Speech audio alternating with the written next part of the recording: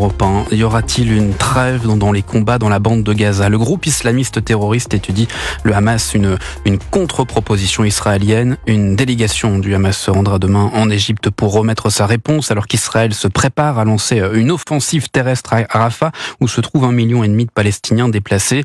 Écoutez l'analyse du géopolitologue Frédéric Ancel. Alors une trêve est toujours possible, mais au sens de la pause humanitaire.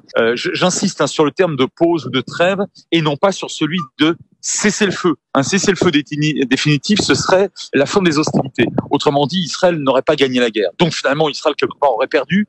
Et au regard du rapport de force, qui est évidemment écrasant sur le plan militaire en faveur d'Israël, c'est pas possible. Je pense qu'Israël n'acceptera pas une trêve d'un mois, 2 mois, 3 mois, parce que ça signifierait quelque part accepter des pressions internationales tellement fortes, y compris américaines en pleine campagne, que finalement le bras armé de Tsahal serait arrêté en quelque sorte. Donc je pense que si trêve doit y avoir, elle ne durera que quelques jours, de la même manière que celle qui s'est produite et qui a prévalu au mois de novembre dernier. L'analyse du géopolitologue Frédéric Ancel. Pour rappel, le Hamas retient toujours 133 otages depuis le 7 octobre.